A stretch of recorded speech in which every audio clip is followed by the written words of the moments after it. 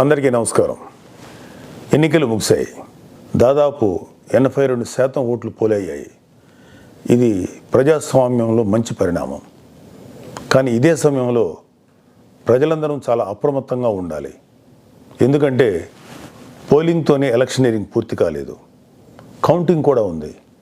ఓటమి కళ్ళ ముందు కనిపించడంతో వైసీపీ అసురగణం ఎంతటి అరాచకానికి ఒడిగొడుతుందో పల్నాడు, తాడిపత్రి, తిరుపతిలో చూసాం. సైకోపాత్ అనే మాట మనం వింటూ ఉంటాం. ఈ జగన్మోహన్ రెడ్డి కూడా ఆ కోవలోకి వస్తాడో లేదో తెలియదు, కానీ ఖచ్చితంగా అతను ఒక సోషియోపాత్. ప్రజలను కులాలుగా, వర్గాలుగా, పార్టీల వారీగా విడదీసి చిచ్చులు పెట్టి ఆనందించే రకం. అతనిలో ఆ మానసిక స్థితిని మొదట్లో ఎవరు గుర్తించలేకపోయారు. ఆ వ్యాధిని తన అసురగణానికి కూడా అంటించాడు. ఈ సోషియోపాత్ మానసిక స్థితి రోజు రోజుకి ముదిరిపోయింది.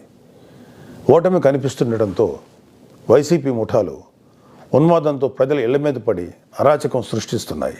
మాచర్ల వైసీపీ ఎమ్మెల్యే సంబంధీకుల ఇళ్లలో పెట్రోల్ బాంబులు దొరికాయంటే ఫలితాలు వచ్చాక వీళ్ళు ఎంత రాక్షసత్వానికి తెగబడబోతున్నారో ప్రజలు గ్రహించాలి. తాడిపత్రిలో పోలీసులు కూడా తమను తాము రక్షించుకునేందుకు అగచాట్లు పడ్డారు.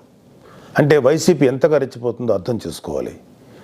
వైసీపీకి ఓటు వేయలేదని తెలిసి ఇళ్లలో చొరబడి మహిళలను, పిల్లల్ని అందరినీ చావుగొట్టే పైశాచికత్వాన్ని పెంచింది ఎవరు? ఖచ్చితంగా ఈ జగన్మోహన్ రెడ్డి అనే చెప్పాలి. విశాఖపట్నంలోని కంచరపాలెంలో ఓ కుటుంబం కూటమి అభ్యర్థులకు ఓటు వేసిందని తెలిసి వైసీపీ గుండాలు ఆ ఇంట్లో మహిళలను, చదువుకుంటున్న పిల్లలపై దుర్మార్గంగా దాడి చేసింది. గర్భంతో పుట్టింటికి వచ్చిన మహిళపైన తీవ్రంగా దాడి చేశారు. అంటే వైసీపీ రాక్షసత్వం ఏ స్థాయిలో ఉందో తెలుసుకోండి. ఇలాంటివన్నీ తెలుసుకొని చిక్కటి చిరునవ్వులు చెందించే వ్యక్తిని ఏమనాలి? మహేష్ బాబు స్పైడర్ సినిమాలో విలన్ సూర్య గుర్తొస్తున్నాడు కదూ. ఉత్తరాంధ్ర నుంచి రాయలసీమ వరకు ఎన్నికల అనంతరం హింసను ప్రేరేపించడంలో వైసీపీ ఓటమి కనిపిస్తుంది. రాబోయే ఓటమిని కప్పిపుచ్చుకునేందుకే ఈ దాడులు చేస్తుంది. ఈవీఎంలు భద్రపరిచిన స్ట్రాంగ్ రూమ్స్ దగ్గర కూడా భద్రత పటిష్టంగా ఉంచాలి. అక్కడ సెంట్రల్ గవర్నమెంట్ వారిది 3 అంచెల సెక్యూరిటీ ఉంది. అయినా కూడా అక్కడ మన కూటమి పార్టీల ప్రతినిధులు నిరంతరం పహరా ఉండాలి. ముఖ్యంగా మన జన సైనికులకి, వీర మహిళలకి నా అభ్యర్థన ఏంటంటే, ఎక్కడైతే జనసేన పోటీ చేసిన ప్రాంతాల్లోని ఈవీఎంస్ భద్రపరిచిన స్ట్రాంగ్ రూమ్స్ ఉన్నాయో అక్కడ మన జన సైనికులు వాలంటీరింగ్ చేసి కాపులాగా కూర్చోవాలి. ఈ అవకాశాన్ని ముఖ్యంగా మనం వదులుకోవద్దు, వాడుకుందాం. ఈ వైసీపీ దుర్మార్గులను ఏ దేశంలోనూ తేలిగ్గా తీసుకోవద్దు. వాళ్ళు ఏ అరాచకానికైనా, దౌర్జన్యానికైనా తెగబడతారు. ఆ మధ్యన అంటే 2-3 ఏళ్ల క్రితం అమెరికన్ ప్రెసిడెన్షియల్ ఎలక్షన్స్లో కూడా ఎక్స్ ప్రెసిడెంట్ డొనాల్డ్ ట్రంప్ ఇలాంటి లక్షణాలే కనబరిచాడు.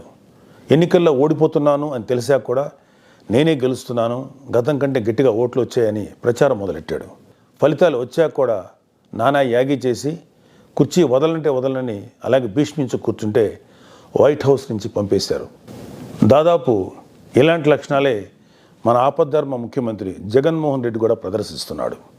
అందుకే మొన్నటికి మొన్న ఐపాక్ మీటింగ్లో కూడా తన పార్టీ గెలుస్తుందని గొప్పలు చెప్పాడు. అతని మానసిక స్థితిని వంట పట్టించుకున్న ఉత్తరాంధ్ర నాయకుడు ప్రమాణ స్వీకార ముహూర్తం, విశాఖలో స్థలం అన్నీ ప్రకటించేశాడు.